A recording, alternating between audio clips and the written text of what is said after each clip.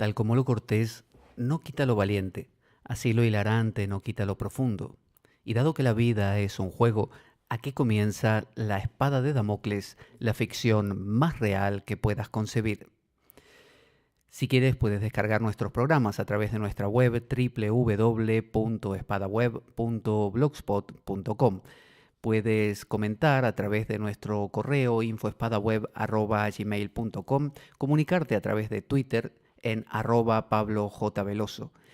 Y sobre todo, ¿sabes qué? No te lo puedes perder. Hoy estamos aquí en la biblioteca del Fontana en Oviedo y el tema que nos toca hoy es un tema de índole cuasi religioso. Y digo cuasi porque lo que vamos a ver es un modo de examen de las escrituras o de cualquier otro texto que nosotros querramos desentrañar y aplicar a nuestra vida. Es decir, esto no solo se aplica a las escrituras sagradas, sino también a cualquier texto, cualquier párrafo, cualquier poesía que sea susceptible de contener algo como para transmitirnos algo práctico a nuestra vida. Los primeros cristianos, quizá heredándolo de los judíos, buscaban extraer de sus escrituras, las escrituras cristianas y también el famoso Antiguo Testamento, la sabiduría, la palabra de Dios, ¿no? La famosa palabra, la Vox Dei, que les iba a transmitir aquellas pautas, aquellas indicaciones que permitieran construir una vida en armonía. Y eso siempre es difícil porque cuando uno aborda cualquier texto religioso, aquí tengo por ejemplo sobre la mesa una versión de la Biblia y tengo también una versión del Bhagavad Gita hindú. Y lo más normal es que cuando uno se acerca a estos textos, los aborda o bien desde el punto de vista técnico, con lo cual obtiene una lectura muy fría, muy organizada, muy detallada, pero falta de alma, ¿no? O por otro lado lo aborda desde un punto de vista sumamente emocional, emotivo, y se pierde lo que la tradición ha enseñado, se pierde el contexto, que es tan importante para entender lo que uno está leyendo. Así que los primeros cristianos, como decía, desarrollaron un método que llamaron la lectio divina. La lectio divina significa la lectura divina, la lectura de lo que Dios dice, y también le llamaban el verbum Dei, ¿no? La palabra de Dios. Y digo que estaba basado quizá en los judíos, porque los judíos tienen todo un sistema de analizar la Torá, la palabra, el Pentateuco, esos 5 libros sagrados, más también sus libros proféticos, libros sapienciales, libros poéticos, que la mayoría están contenidos en lo que entendemos hoy como Antiguo Testamento de nuestras Biblias. Y ellos hacían un análisis tan pormenorizado que cada palabra la desglosaban porque cada letra del alfabeto judío se corresponde con un número. Entonces lo que hacían era, entre otras cosas, sumar los números de cada una de las letras que componían una palabra de la escritura, y si por ejemplo daba, no sé, 8, buscaban otra palabra diferente, cualquiera sea, que también sumase 8 y sustituían en esa oración esa palabra por la nueva que también tenía valor de 8. Entonces, en lugar de decir, no sé, en el principio Dios creó, qué sé yo, el cielo y la tierra, decía en el principio Dios creó, y no sé, la piedra y la tierra. Entonces, ya cambiaba el sentido de la oración. Entonces los judíos de esa manera logran de un texto que es a veces demasiado literal, como, no sé, Moisés venció a los filisteos y mató, no sé, 2000 de ellos, que es un dato muy técnico. Uno dice, bueno, ¿y en qué me sirve, qué me aporta a mí, a mi vida interior, saber que Moisés mató a 2000 filisteos, ¿no? Pero bueno, si uno empieza a jugar con las palabras, a darlas vuelta, ellos tienen todo un sistema pero sumamente complejo, no solo de sustituir letras y palabras por otras del mismo valor numérico, sino invertir las frases, cambiar de sitio una de una parte y ponerla en otra, de manera que ese párrafo esté vivo, ¿no? Toda la Biblia es susceptible de continuamente extraerle nuevos sentidos. Como los cristianos serían como una especie de judaísmo para exportar, así como el budismo es una especie de hinduismo for export, para exportar también, tiene que ser más simple. Entonces, de hecho, los cristianos o el cristianismo es mucho más simple que el judaísmo. El judaísmo es sumamente complejo, quizá por su tradición más antigua. Entonces los cristianos desarrollaron un sistema llamado la Lectio Divina, que vamos a recorrer y aprender hoy, pero no con el fin de que, por ejemplo, nos hagamos cristianos o que lo apliquemos solo a la Biblia. Esto puede aplicarse, recuerde, a lo que quiera. Usted puede agarrar el Bhagavad Gita, la Biblia, el Corán, puede, no sé, agarrar el Quijote de la Mancha, por ejemplo, o cualquier texto que tenga cierto desarrollo, ¿no? O sea, no va a elegir un manual de trigonometría, porque eso obviamente no le va a servir, son ecuaciones, es algo frío. O un, no sé, un libro de geografía que hable de que el río más caudaloso de esa ciudad es el tal, eso no vale, porque no tiene ese contenido que uno pueda abrir. Sin embargo, cualquier texto que sea de índole poética, también textos prescriptivos, textos que dicen qué debe uno hacer para alcanzar, no sé, el equilibrio, la paz y cosas por el estilo, todos esos sirven, ¿no? Hasta inclusive los que relatan cosas, ¿no? Como cuentos, episodios muy comunes en la Biblia, en el Antiguo Testamento y también en el Nuevo. Entonces la Lectio Divina normalmente se divide en 4 pasos, que son los clásicos. Sin embargo, nosotros vamos a ver algo más extendido para que podamos abrirla en sus detalles, desentrañarla, y la vamos a ver en 10 pasos. Y son pasos que si los seguimos con parsimonia y con tranquilidad, nos dan una forma entera de conectarnos no solo con un texto, sino con la vida misma, como si fuera un libro abierto. Y también con la palabra hablada, es decir, uno puede oír una charla, una conferencia y quedarse con una frase y utilizarla como una especie de lección divina. La base de la lección divina no es que la verdad esté en un texto, sino que la verdad está dentro de cada persona. Es decir, todos nosotros cuando interpretamos algo, en realidad estamos viéndonos a nosotros mismos. Entonces, todo lo que nosotros tomemos y pongamos ahí bajo la lupa o bajo el microscopio, en realidad nos va a hablar de nosotros. Por eso digo que no hace falta ser cristiano y tomar la Biblia o el Bhagavad Gita. Usted puede tomar a Shakespeare, de repente, una obra de Shakespeare, Hamlet, ¿no? O Romeo y Julieta, y con un episodio pequeñito, un párrafo de no más de 20 líneas como máximo, mejor todavía si fuera más corto, rumiarlo y extraerle ahí el sentido, sabiendo que siempre va a estar usted hablando de usted mismo, de lo que le pasa. Entonces va a dar pautas para nuestra vida. En ese sentido va a ser valioso. 10 personas mirando el mismo texto van a extraer 10 sentidos diferentes, siempre que lo hagan con esta profundidad. Si lo hacen de forma literal, obviamente van a leer lo mismo. Van a leer, no sé, Hamlet diciéndole tal frase al otro personaje y bueno, no van a ver más que eso. Como estamos acostumbrados a la literalidad, a no tener demasiada profundidad, solemos quedarnos en la superficie. Y normalmente, por ejemplo, a veces en las clases de yoga, al final yo suelo dar una carta a cada persona que tiene una cierta frase o una imagen, y hay gente que se suelta y se permite dar una interpretación, lo que ese episodio ahí representado le cuenta, y otras personas no. Otras personas se paralizan y dicen, bueno, veo y lo que hay, un árbol, no sé, con una silla al lado. Y yo le pregunto, bueno, ¿y qué te sugiere eso? Y no sé, veo un árbol y una silla al lado.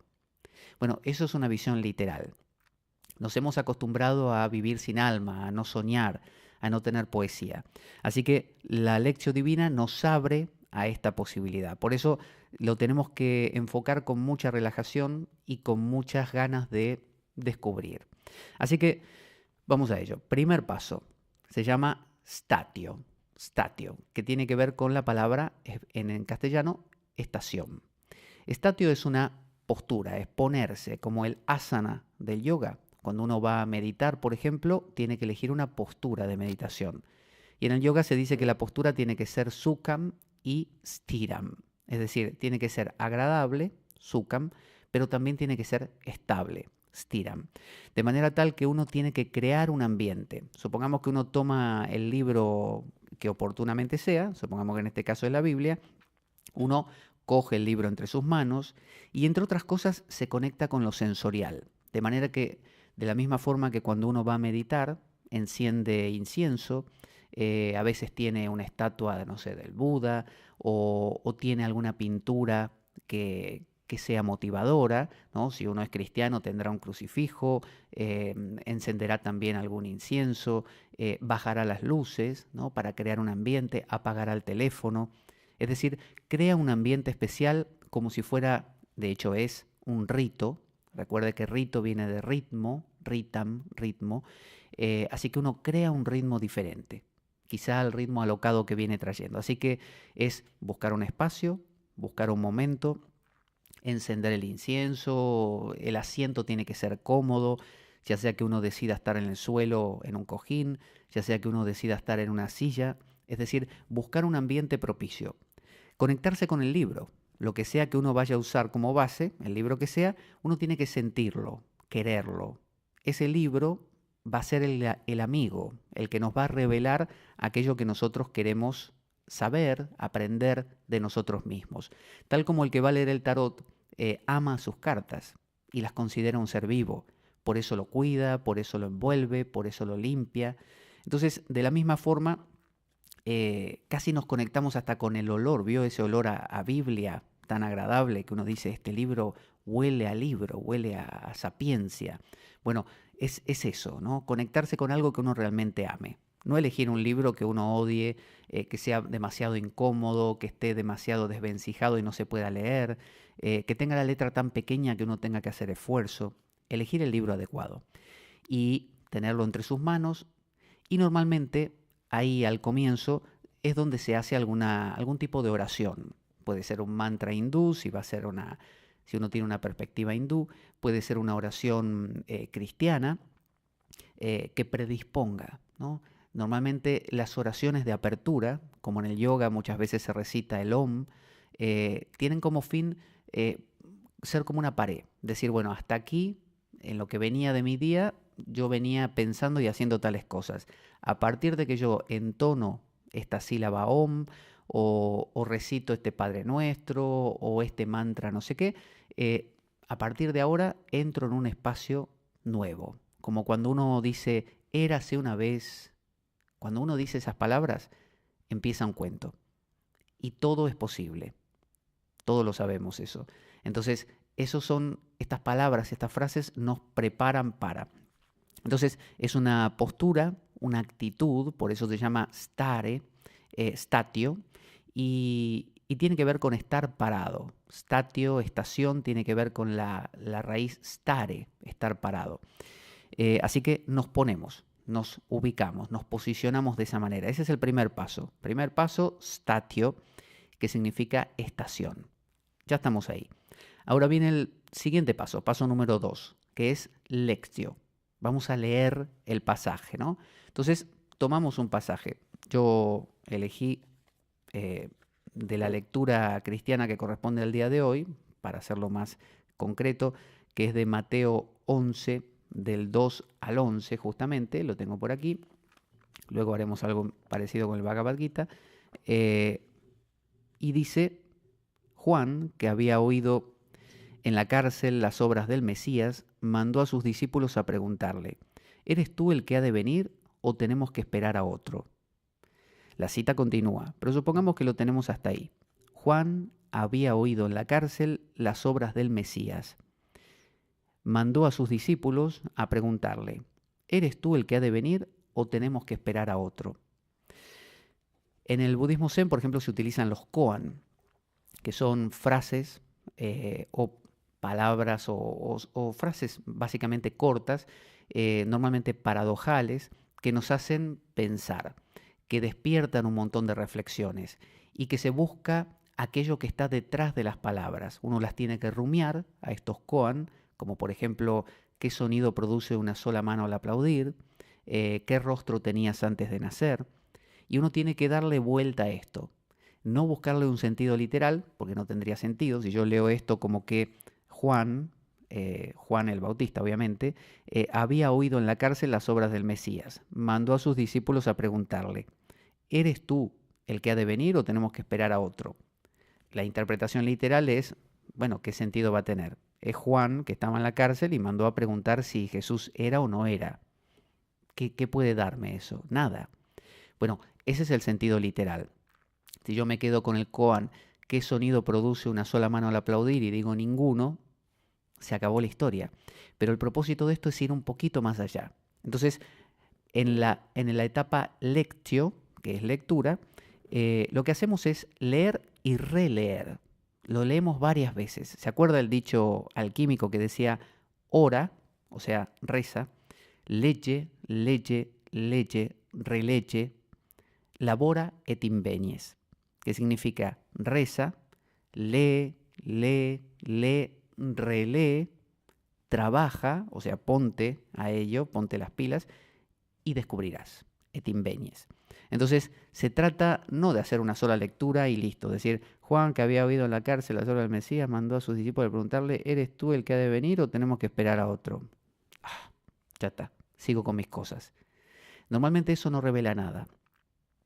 Entonces lo que hacemos es leerlo primero varias veces y cuando lo leemos tratamos de ver qué palabras nos tocan. Quizá yo leo esto y digo, Juan, que había oído en la cárcel, a alguien puede la palabra cárcel impactarle, porque quizá estuvo en la cárcel, vio una película de cárceles, se siente encarcelado por algo, la palabra cárcel le golpea. O Juan, que había oído, quizá la palabra oído, ¿no? La expresión había oído. Quizá a alguien le toque el hecho de que Juan oyó, como alguien puede enterarse de. Me enteré que existe este libro, esta persona, me enteré de que existe la posibilidad de no vivir la vida de esta manera, sino que hay otra. O bien a otro le puede impactar que diga, ¿eres tú el que ha de venir o tenemos que esperar a otro? La decisión, ahí hay una decisión. ¿Eres tú o es el otro? ¿Cuál es la cosa? Entonces fíjese que según quien aborde esto, va a impactarle una cosa u otra. Al mismo tiempo, en esta etapa de lectio tenemos que ver también el contexto. Entonces, no solo tomamos este verso, si eligiésemos, por ejemplo, nosotros un fragmento, no sé, del Corán y jamás estudiamos la literatura islámica, bueno, difícilmente conozcamos el contexto y no podemos darnos ese lujo porque no lo sabemos. Pero si tenemos un libro donde sí más o menos conocemos la historia, las obras de Shakespeare o el Bhagavad Gita, que sabemos que Arjuna conversa con Krishna, bueno, podemos tener esa posibilidad de decir, bueno, esto que le pasa a Juan, me acuerdo que antes Juan predicaba en el desierto, lo metieron preso porque lo que decía no le gustaba a Herodes, sé que más adelante a Juan le van a cortar la cabeza, por lo tanto está en un momento, no está preso, no sé, porque estaba mirando el mar cuando estaba prohibido, está preso porque hizo algo políticamente muy fuerte. Y por eso está ahí, y está esperando una pena de muerte, o sea que está en un momento crucial, ese es el contexto. Entonces, todavía estamos en el segundo paso, que es lectio. Entonces, lo leemos sabiendo el contexto que lo está involucrando. De esa manera, tenemos más claro la intensidad emocional de la situación, sea hacia la alegría, sea hacia el pesar, hacia la angustia. Entonces, también sirve, mientras lo leemos, imaginar la escena. Me imagino mi versión de un Juan en la cárcel, sucio probablemente, golpeado, quizá hambriento, sediento, harapiento, una cárcel que supongo, si era la cárcel de Herodes en la antigua Judea, no sería una cárcel muy simpática, ¿no? Sería una cárcel seguramente estrecha, oscura, casi como un pozo. Supongamos que me lo imagino así. Entonces, todo eso me va creando un ambiente. Usted dirá, bueno, te estás inventando todo eso. Y si no era así, no importa. Esto es lo que yo estoy depositando. Yo estoy depositando mi alma, mis emociones en esto. Por lo tanto, cuando yo haga mi interpretación de lo que estoy viendo, me voy a estar conociendo a mí. Entonces, veo las palabras claves, veo el contexto, leo y releo el asunto. esta segunda etapa, lectio, leer, que fíjese que la palabra leer tiene que ver con escoger. Escoger. Cuando uno hace una lectura, le dice a un amigo, mira, anda a ese sitio y hacemos una lectura de la situación. ¿Qué le está diciendo? Escoge lo que a ti te parezca que eso es, que es lo que está pasando y me lo cuentas. Es decir, yo sé que él me va a traer una interpretación, que no me va a traer todo el panorama, me va a traer su lectura. Pero a mí me interesa su lectura porque considero que que esa lectura me va a ser útil o me es afín. Entonces, cuando leemos, siempre va a ser parcial, siempre va a ser subjetivo, es nuestra elección. Así que es leer y releerlo varias veces, ¿no? Concienzudamente. A mí cuando iba al colegio de pequeño me decía la maestra, a todos los alumnos les decía, vamos a hacer lectura comprensiva. Lectura comprensiva significaba que uno no tenía que leer pensando en pajaritos, sino concentrarse en cada cosa que decía o leía. Normalmente lo hacíamos en voz alta y tratábamos de entender el significado. Luego viene el tercer paso. Ya lo leímos, inicialmente ya nos pusimos en ambiente, en el segundo paso la lectio lo leímos, lo releímos, lo contextualizamos, nos fijamos qué palabras nos golpeaban ahí fuerte, quizá la podíamos apuntar en un papel también, hay gente que le gusta esto de apuntarlo y tenerlas ahí a mano como palabras claves. El tercer paso es meditación, meditatio. Aclaro que en el latín desconozco exactamente la acentuación, podría ser meditatio también, pero vamos a decirlo como meditatio, que significa nada menos que meditación. Y aquí está la confusión eterna que de Oriente nos viene la meditación como una especie de estar en el aquí y el ahora, no elaborar demasiado pensamiento, salirse de lo discursivo, mientras que aquí vamos a ver que la meditación que se propone es una reflexión. Pero si entendemos que la meditación en la India, por ejemplo, no se llama meditación, así se le llamó cuando vino aquí, en realidad se llama dhyana, dhyana. Y la palabra dhyana, que significa eso, contemplación, no meditación, no reflexión, sino estar atento, contemplar, cuando fue a China, a través del budismo, se llamó Chan. Dhyana se le dijo, Dhyana o Dhyan, se le dijo Chan en China. Y cuando viajó a Japón, en forma de budismo también, se llamó Zen. El Zen es Chan o Dhyana. Por lo tanto, la palabra para meditación en la India no significa lo mismo que aquí en Occidente. Cuando en Occidente se habla de eso mismo que entendemos por meditación en la India, se le llama contemplación, que ya lo vamos a ver. Entonces estamos en el tercer paso, meditación, meditatio. Aquí tenemos que buscar un mensaje, es decir, ahora lo tengo que hacer propio. Tengo que descubrir qué me dice esto de que Juan estaba preso y le mandó a sus discípulos a preguntarle a Jesús si él era el Mesías que esperaban o no. Eso a mí, a mi vida, ¿qué me dice? ¿No? Yo tengo que trabajar, tengo mis dudas, mis problemas, mis decisiones. ¿Qué me cuenta esto? Entonces, en la meditatio buscamos el mensaje. Tenemos que captar como la esencia. Es lo que le llaman en la India el manana. Manana significa rumiarlo, ¿no? Pensarlo. En la India hay tres procesos. Uno se llama sravana, que significa escuchar, que es lo que hicimos recién, la lectio, leerlo, y escucharnos. Normalmente leer en voz alta está muy bien para escucharse, o bien mentalmente, y uno también escucha mentalmente. Luego viene manana, meditar lo leído, y finalmente vendrá nididhyasana, que significa ponerse en marcha, tomar la decisión y dirigirse hacia lo que uno sintió que era lo correcto. Entonces ahora estamos en manana. Meditatio significa buscar el mensaje, extraer la esencia, dejar que hable el azufre de los filósofos, de los alquimistas, la inteligencia, el leer entre líneas, inteleger. Entonces yo tengo que leer entre líneas, además de que Juan obviamente le dijo a sus discípulos, ¿qué es Juan? Juan es alguien que está preso y que le va a preguntar a un Cristo, a un Jesús, a un personaje especial, a ver si realmente es tan especial o no, si conviene, si es él, si no es. Entonces aquí yo tengo que darle a esto un sentido, un vuelo más poético, más místico, más filosófico. Entonces puedo decir, por ejemplo, entre otras cosas, que Juan es mi ego, es yo, confundido, metido en una cárcel, oprimido por dificultades, por dudas, por confusiones. Soy yo, Juan soy yo. Y mando a mis discípulos, y mis discípulos, ¿quién pueden ser? Y bueno, pueden ser mis sentidos, ¿no? Mis capacidades, mi intelecto, mi mente racional, mis emociones, los proyecto hacia el mundo buscando a ver dónde está el Mesías, a ver dónde está el que me va a salvar. Entonces me extiendo y digo, a ver, este libro será, esta persona será, esta institución será, esta filosofía será. Entonces, soy Juan, yo mismo me descubro en la meditatio ahora que yo soy Juan, haciéndome esta pregunta, preguntándole a la vida, ¿dónde estás? ¿Dónde estás? ¿De dónde va a venir esa respuesta? Y estoy obviamente confundido.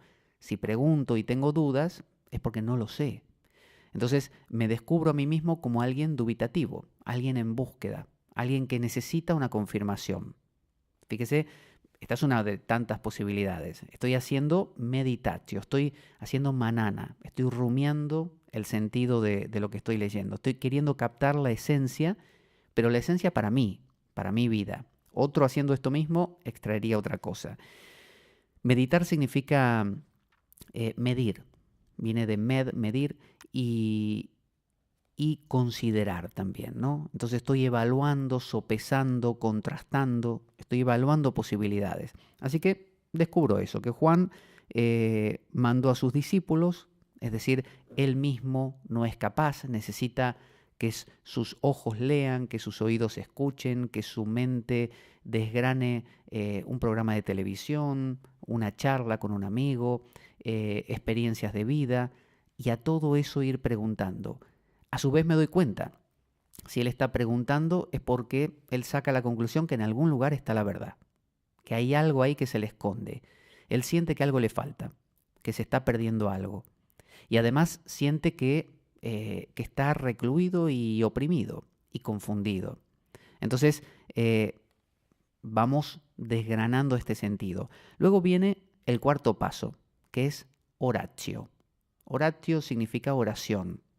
Entonces, hasta aquí, digamos, leímos, hicimos sravana, oímos, lo leído, lo oímos, eso es escuchar. Después lo pensamos, manana, y ahora viene el hablarle a la vida. Puede ser hablarle a Dios. La oración es una conversación con Dios.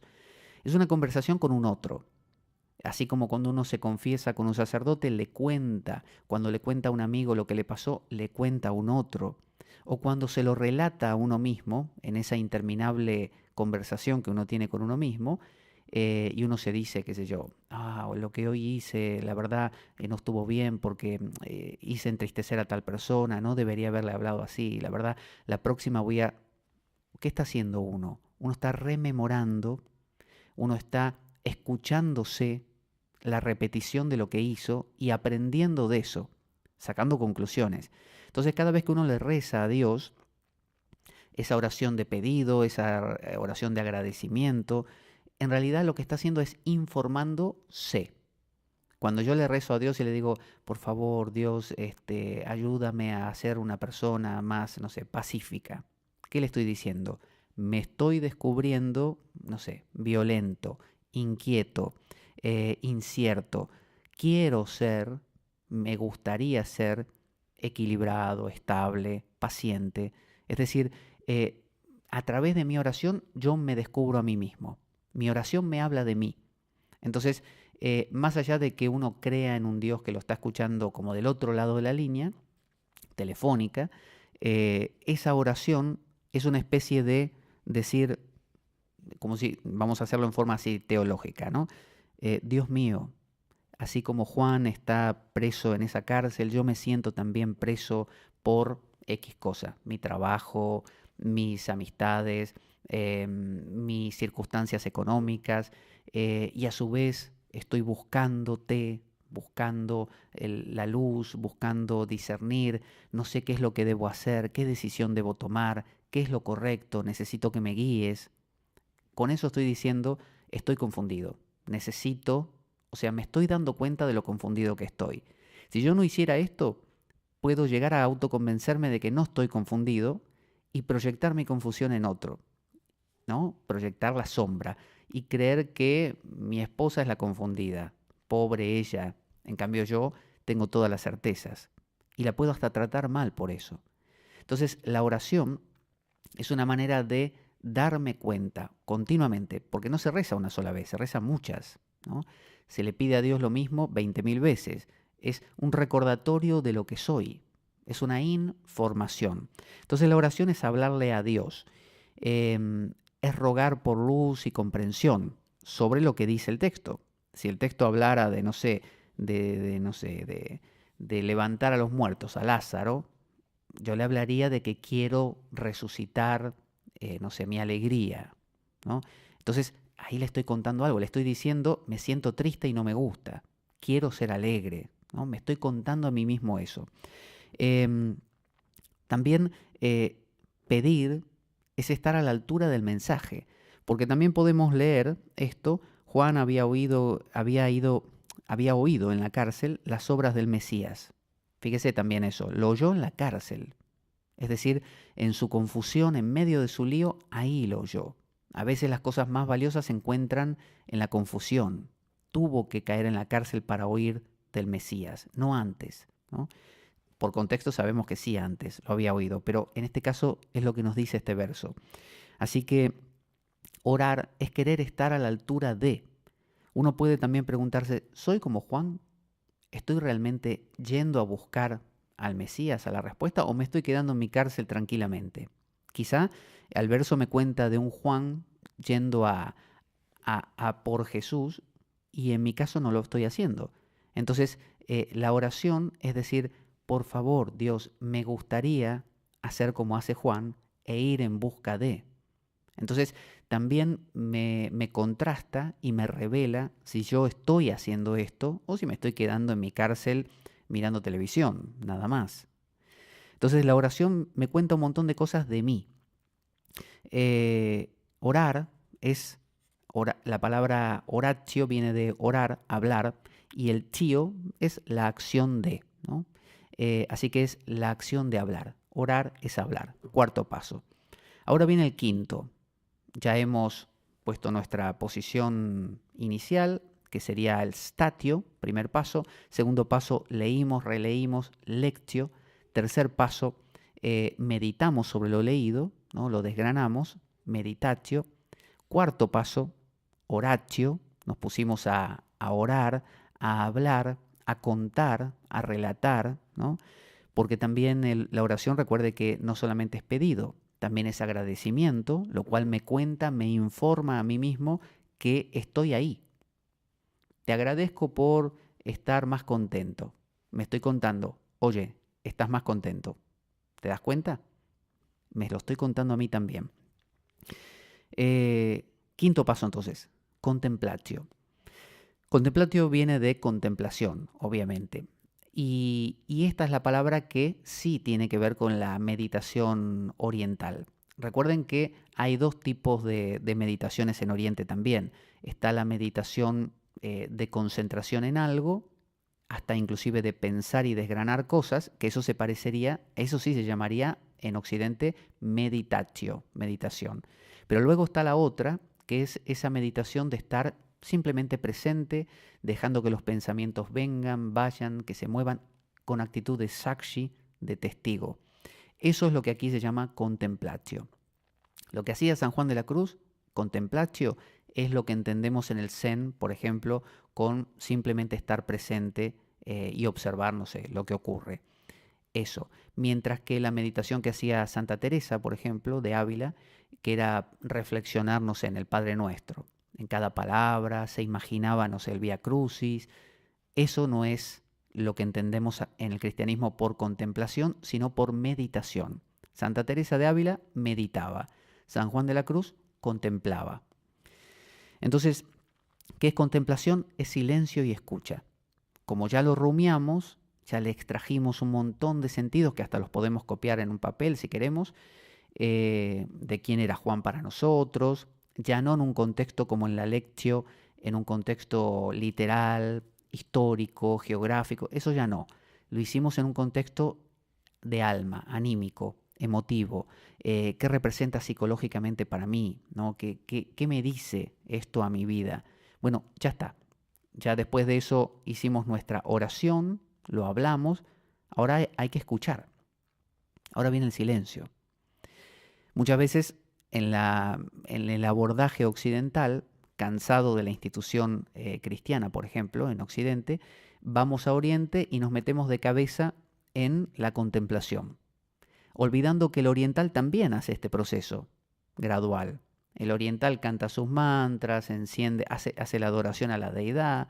Personajes como Nisargadatta Maharaj, sumamente no dualista, hacía su adoración a la deidad, tenía su rito. Y luego estaría en esta actitud también, paralelamente. Entonces, contemplación es silencio y escucha. Simplemente me quedo en silencio. No pienso nada, no intento resolver nada, no intento rezar nada, simplemente silencio. Eso es contemplación, es oír. Ya hablé, ya pensé, ya hablé, ahora tengo que escuchar. A ver qué me dice. Ya no es intentar yo ir hacia la cosa y desglosarla, como en la meditación. Ahora es un escuchar a ver qué me viene. ¿Qué me viene? Puede que no venga nada, puede que sí, o puede que el solo estar ahí sea la cosa. Entonces, contemplar no es inteligir. Aquí no hay que pensar, no tengo que reflexionar nada. Es lo que los hindúes llamarían el samadhi, ¿no? Una concentración, de eso viene la raíz di, de la raíz dharana, omniabarcante, sama, como si uno le diese un abrazo grandísimo a la vida entera, sin dejar nada afuera. Muy parecido al símbolo cristiano de un Cristo crucificado que abre los brazos sin, como se diría en la Argentina, hacerle asco a nada, ¿no? Es decir, todo lo abre, todo viene, los dos brazos abiertos, de hecho están clavados, así que no podría cerrar un brazo a nada, está abierto. Entonces, contemplación tiene que ver con la raíz con, que significa todo, y la raíz templatio, que viene de templo, lugar sagrado para ver el cielo. Entonces, un lugar, antiguamente los dioses eran las estrellas, las constelaciones, y por eso estaban los famosos sigurat, pirámides, sea en el mundo maya o azteca o en el mundo egipcio, que tenían que ver con las constelaciones, con el cielo, esos cielos que sí se veían por las noches, a diferencia de nuestros cielos que por las luces de las ciudades ya no los vemos. Entonces era esa actitud de estar abierto a ver qué me dicen las constelaciones, los dioses. Entonces a veces había sitios donde uno se podía tumbar y contemplar, ¿no? Estar en el templo.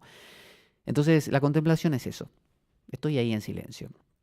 No intento hacer nada. ¿Cuánto dura? Bueno, lo que uno quiera. Puede durar desde 5 minutos, 1 hora o 20 minutos, lo que uno quiera. No hay prisas, salvo que uno tenga cosas que hacer. Ese es el paso quinto. Luego viene el sexto, que es consolatio. Consolatio, obviamente, viene de consolación. Normalmente cuando uno acaba una meditación al estilo oriental o una contemplación al estilo San Juan de la Cruz occidental, uno se siente consolado, es decir, siente una gran alegría, siente gozo. Es lo que, por ejemplo, en el Kriya Yoga de Yogananda y la Giri Mahasaya le llaman el parabhasta, ¿no? El estado después del estado. Es decir, el coletazo, lo que queda. Uno se siente como feliz. Uno va caminando y le parece que todos sonríen, que la vida es maravillosa. Y sabemos que dura un tiempo, después se va esfumando y después la vida cotidiana nos reabsorbe. Por eso todas las tradiciones religiosas tienen, como los musulmanes, las 5 oraciones diarias, los cristianos tienen la liturgia de las horas que cortan el día entre 5 y 7 veces también para rezar. Y fíjese que no se hace ni por la mañana ni por la noche, se hace a la mañana, al mediodía, media tarde, tardecita, noche y finalmente antes de irse a dormir. Es decir, cubre todo el día para que usted, donde se esté perdiendo, vuelva, se conecte otra vez, se centre. Los hindúes también tienen los sandhyas, ¿no?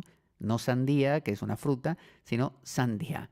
Los sandhyas son los pasajes entre el todavía no amanecer y el amanecer, entre el mediodía, que es un pasaje entre la mañana y la tarde, y así, y el bajar del sol y la medianoche. Son sandhyas. Son momentos donde se recitan ciertos mantras. Así que la contemplatio es eso. Luego viene la consolatio, dijimos.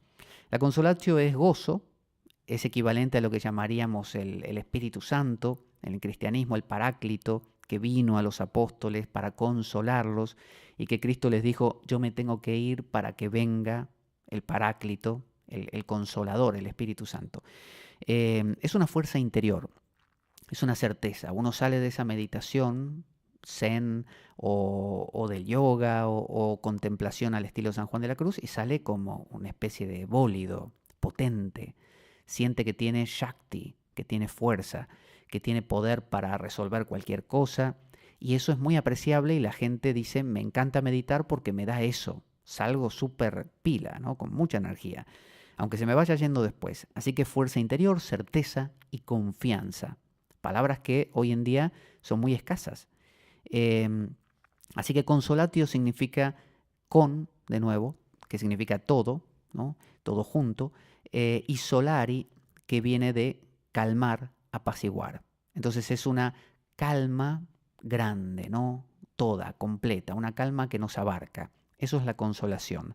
Yo leo esto de Juan, lo interpreto como dijimos, rezo, o sea, hablo, cuento, pregunto, pido, luego me quedo en silencio y luego de eso viene una especie de, como si la sabiduría me impregnase y me dijese, ya está, lo tenés dentro, lo comprendiste, ahora ve tranquilo por la vida, ¿no?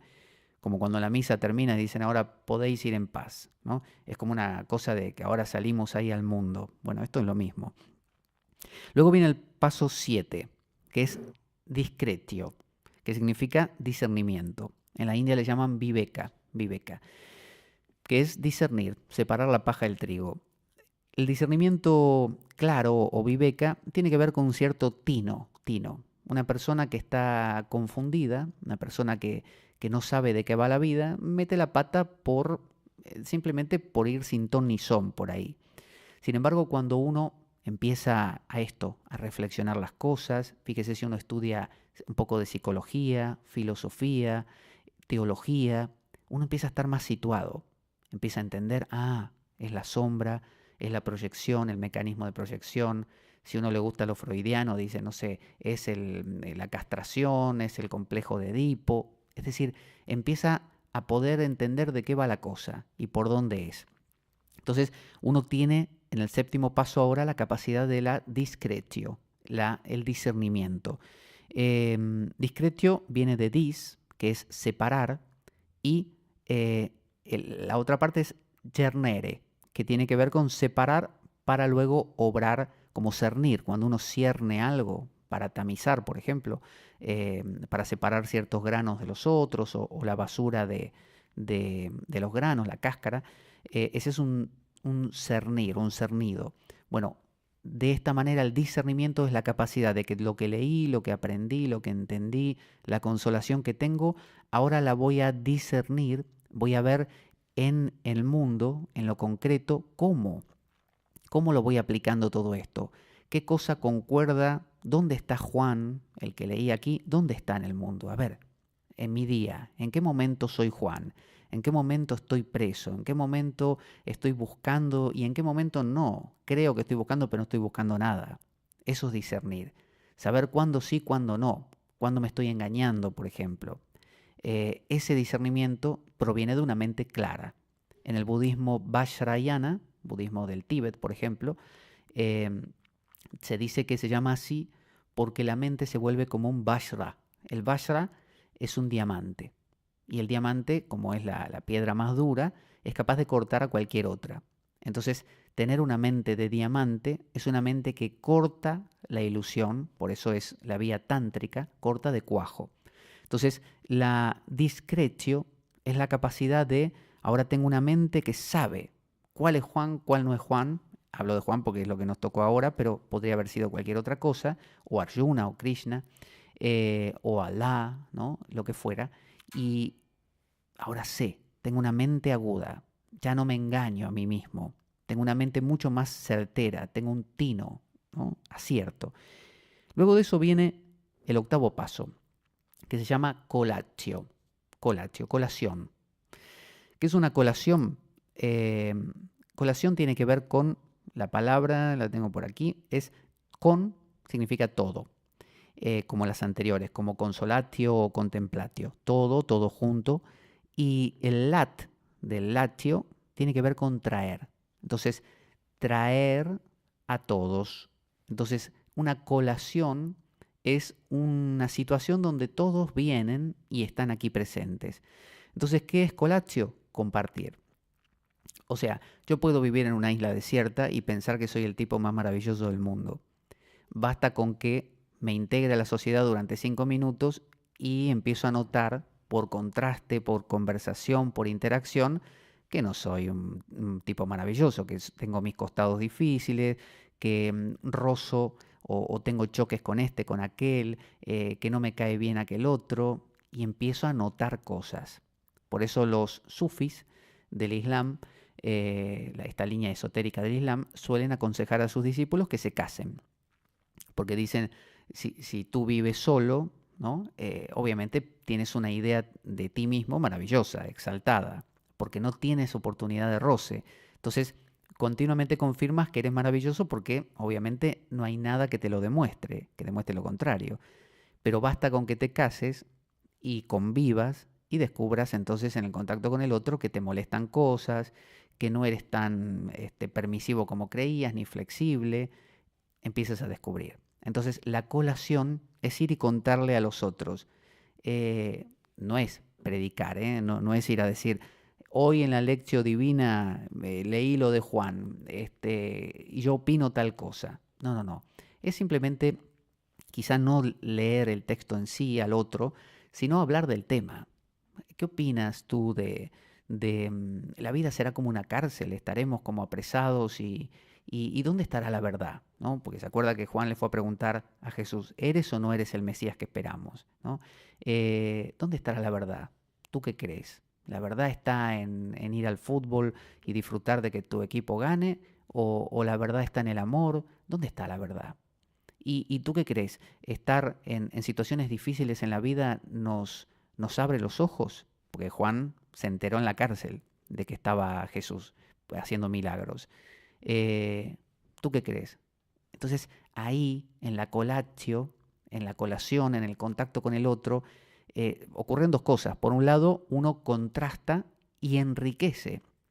Porque el otro puede decir, no, no, yo no opino como tú, porque a mí me pasó tal otra cosa. Yo lo que creo es que, o sí, opino como tú, pero ¿sabes qué? Mira, un detalle, tal cosa. Entonces uno sale enriquecido de esa conversación. No es una conversación para defender posiciones, no es un monólogo alternado. Yo te cuento algo y después hago silencio aguantándome lo que me contás para cuando haga silencio volver a meter mi bocadillo. No es eso. Es realmente ir a ponerlo ahí sobre la mesa. A ver, todos ponemos lo nuestro sobre la mesa y vemos qué sale de todo esto, cómo se enriquece. Y entonces es un compartir, una actitud muy parecida a cuando el Buda no se quedó con su captación, su revelación, su profundización, sino que volvió, se convirtió en el bodhisattva, en aquel que regresa y habla con los demás, el que vuelve como los 10 toros del Zen del mercado, de la iluminación al mercado, y habla con los que tiene alrededor y les cuenta y comenta y discrepa y opina, a veces se consustancia con el otro, lo que el otro dice, es decir, hay este enriquecimiento cruzado, mutuo, eso es la colación, que tiene que ver con el ágape, en el cristianismo, con el caritas, ¿no? Que es el amor. El amor es el compartir. De nada me sirve a mí creer que soy una isla en el universo y que voy a resolver toda mi felicidad solo. En realidad la felicidad es un hecho conjunto, ¿no? Es el mundo entero. Entonces, la razón es porque el mundo soy yo, básicamente. Entonces, si yo dejo afuera a otros creyendo que puedo ser feliz sin los otros, estoy dividiendo al mundo en una dualidad, la dualidad de los otros y yo. Desde el momento en que los otros son yo, no hay problema que converse con ellos. Estoy conversando conmigo, ¿no? Es el único ser que existe, soy yo, extendido en todos los seres que veo, que toco, que siento y con los que converso. Entonces, es lo que en la India le llaman el karuna. Karuna, compasión, ¿no? Pasión con el otro, sentir con el otro. Entonces aprendo de opiniones ajenas y me enriquezco, me enriquezco. Luego viene el noveno paso, ya estamos hacia el final, nos quedan dos. Noveno paso es deliberatio. Deliberatio es deliberación, ¿no? Deliberación es como una especie de poner la cosa en movimiento ya con una dirección, ya tener una dirección determinada.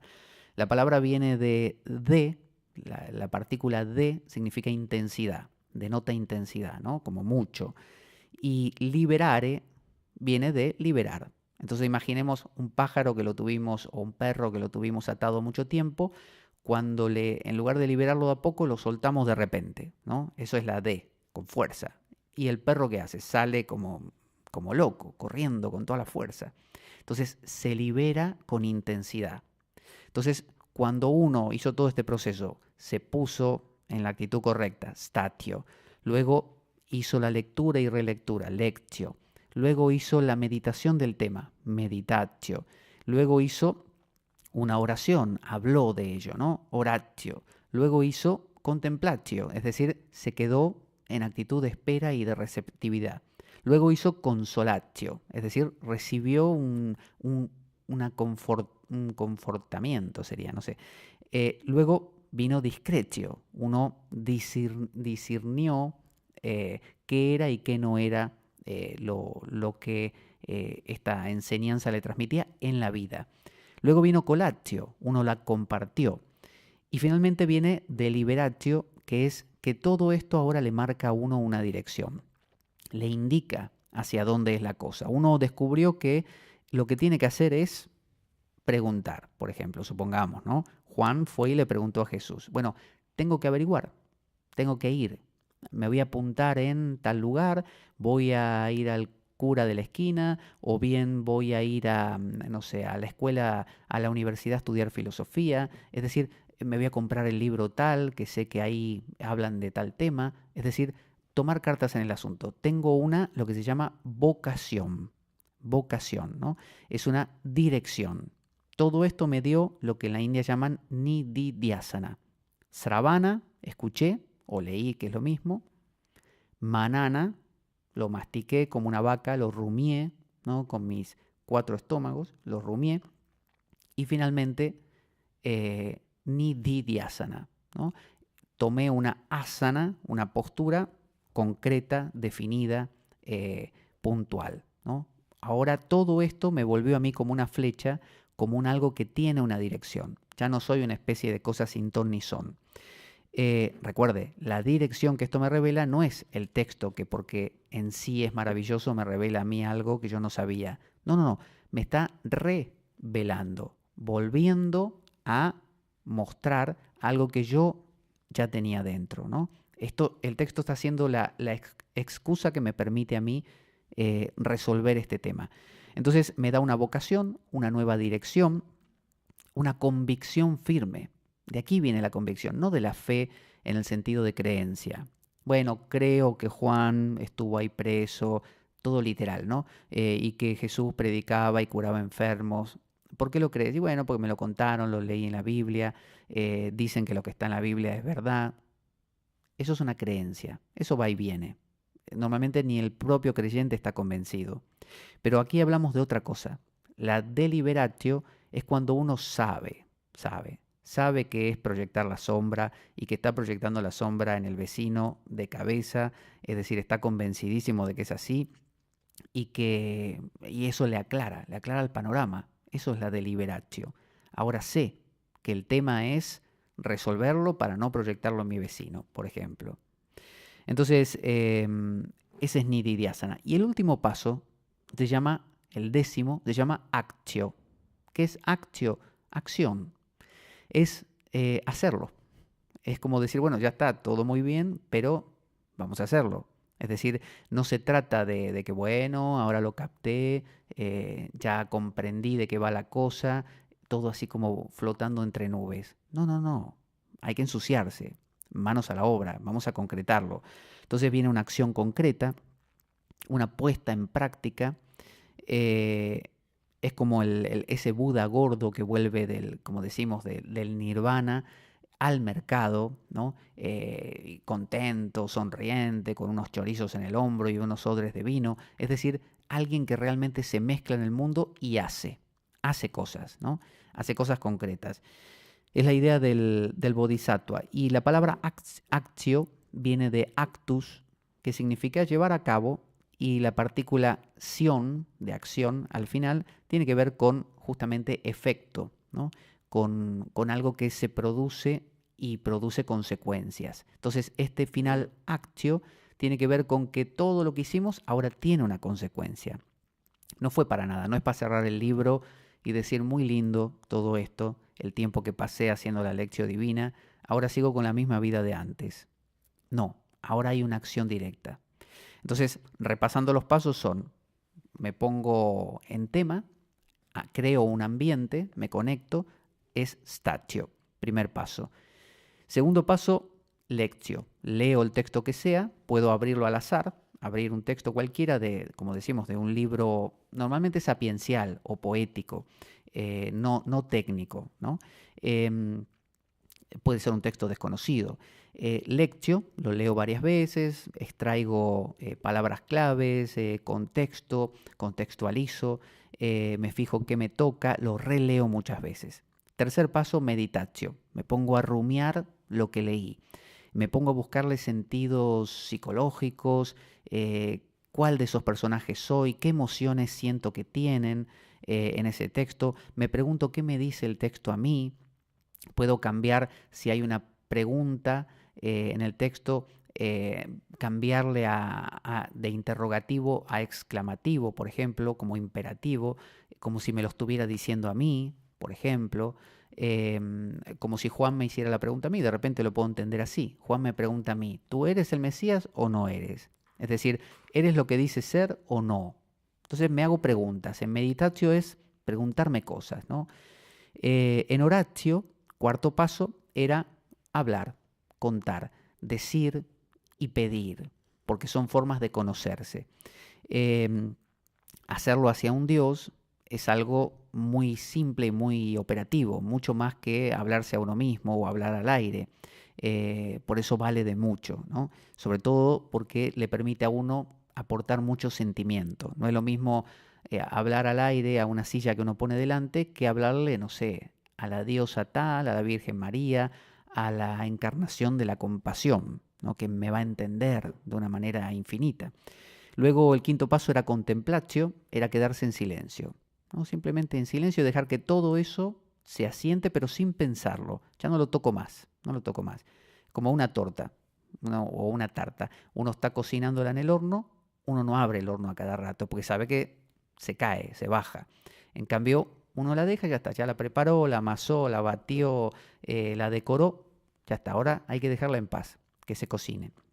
Luego viene el sexto, que es consolatio, que era simplemente sentir ese confort, esa sensación de sentirse pleno porque todo esto se haya asentado, ¿no? Luego viene discretio, el séptimo paso era que era discernir, darse cuenta ahora cómo el radar de la mente de uno capta muy claramente las cosas en la vida, con respecto a lo que uno obviamente leyó, capta dónde es y dónde no es, dónde está pasando esto y dónde no tanto, tanto exterior como interiormente. El octavo paso era colatio, que era compartir con los demás, contar, poner ahí sobre la mesa a ver qué opinan otros, enriquecerse de manera cruzada. El noveno paso era deliberatio, que era deliberación, ¿no? Encontrar ahora la punta de la flecha, decir, bueno, entonces la dirección que tengo que tomar es esta. Lo siento claramente, es ahí a donde tengo que ir. Y el décimo era acción, realmente hacerlo. A ver cómo esto que está en el aire todavía se puede concretar. A ver, ¿Qué tengo que hacer? Hablar con fulano, cambiar de trabajo, no sé, cambiar mi forma de hacer esto, lo otro, cosas concretas.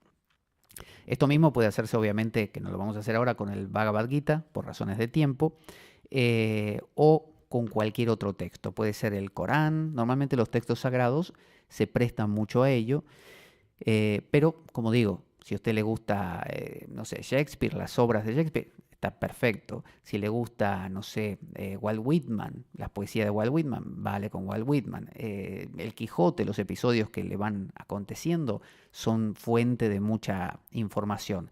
Lo que le aconsejo es que no lea tramos muy largos. No se lea un capítulo del Quijote, porque uno se pierde. Lo que vale más es que sea concreto.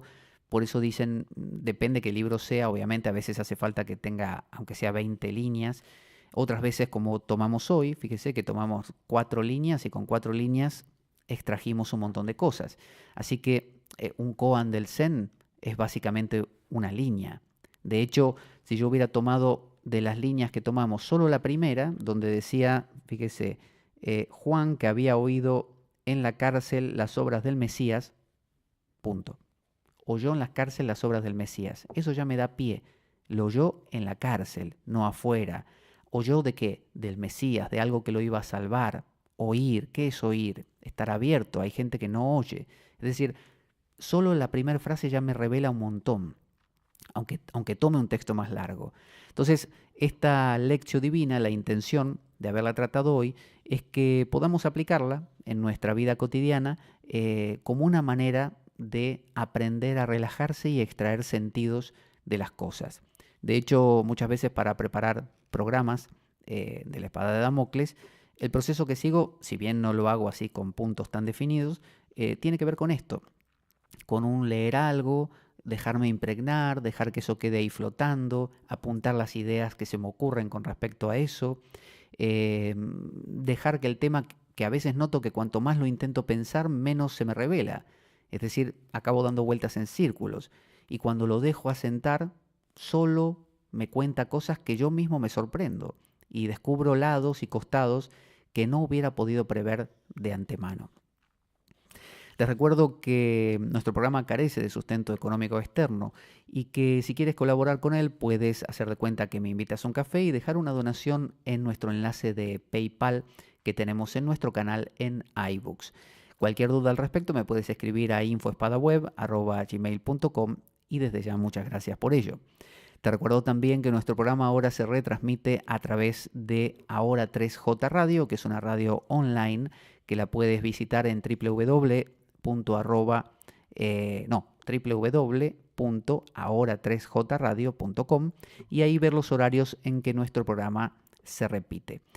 Y dado que la vida es un macabro juego concebido por una mente perversa, no puedes perderte la próxima ocasión en que escuches las siguientes palabras. La espada de Damocles, la ficción más real que puedas concebir. Buena vida para todos, buena semana y avanti damocleanos. Muchas gracias.